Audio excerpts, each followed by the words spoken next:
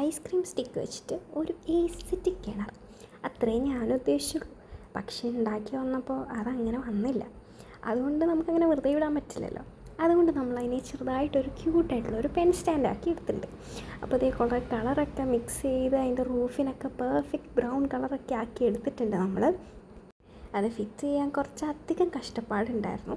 കാരണം ഞാനത് പേപ്പറിലാണ് അതിനെ നിർത്താൻ നോക്കിയത്. ഈ സമയമൊക്കെ ആയപ്പോഴത്തേക്ക് എനിക്ക് മനസ്സിലായായിരുന്നു അതിന് കിണറാവില്ല എന്നുള്ളത്. കാരണം കിണർ നമ്മൾ ഉണ്ടാക്കിയത് വളരെ ചെറുതായിപ്പോയി.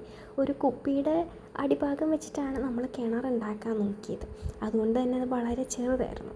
അപ്പം അതിനകത്തൊരു തൊട്ടിയിടാനുള്ള ഒരു വലിപ്പം ഇല്ലാത്തത് കൊണ്ട് തന്നെ കിണർ പ്ലാൻ അവിടെ വെച്ച് ഞാൻ ഡ്രോപ്പ് ആക്കിയിട്ടുണ്ടായിരുന്നു.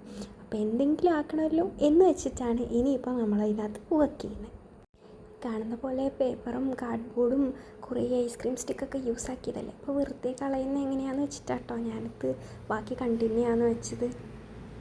അപ്പോൾ ഈ കാണുന്ന പോലെ ഇത് നമ്മൾ ആ റൂഫിനെ സ്റ്റാൻഡ് ചെയ്യിപ്പിക്കാൻ വേണ്ടിയിട്ടാണ് ആ ട്രൈപോഡ് പോലെ ഉണ്ടാക്കി അതിൽ ഫിറ്റ് ചെയ്യണത് കേട്ടോ. ഇങ്ങനെ ചെയ്ത് കഴിഞ്ഞാൽ അതവിടെ സ്റ്റാൻഡായി നിന്നോളും. വലിയ വെയിറ്റൊന്നും ഇല്ല ആ റൂഫിന്. അപ്പോൾ അത്യാവശ്യം കുഴപ്പമില്ലാത്ത രീതിയിൽ അത് സ്റ്റാൻഡായി അവിടെ നിന്നോളും. സാധാരണ ഒരു ക്രാഫ്റ്റിൽ ഒരു സ്റ്റെപ്പ് പാളിപ്പോയി കഴിഞ്ഞാൽ മൊത്തത്തിൽ അടിച്ചു വെക്കുന്ന ഞാൻ ഇന്ന് അതുപോലെ ഗിവപ്പ് ചെയ്തില്ല കേട്ടോ. കാരണം എന്തായാലും ഞാൻ ഇത്രയും ഷൂട്ട് ചെയ്ത് വെച്ചതല്ലേ, അപ്പോൾ കംപ്ലീറ്റ് ചെയ്തേക്കാന്ന് വെച്ചു. അതുകൊണ്ട് കുറേ കഷ്ടപ്പെട്ടിട്ടാണ്.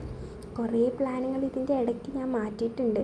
കാരണം ഒരു രീതിയിലും വിചാരിച്ച രീതിയിൽ അങ്ങോട്ട് കിട്ടുന്നില്ലായിരുന്നു. പിന്നെ ഈ പേപ്പർ ഷീറ്റ് വെച്ചിട്ടാട്ടോ നമ്മൾ 2 റൂഫും ജോയിൻ ചെയ്ത് അവിടെ നിർത്തിയത്. ഇങ്ങനെയാണ് നമ്മുടെ എസ്തെറ്റിക് കിണർ ഒരു പെൻ സ്റ്റാൻഡായി മാറിയത്.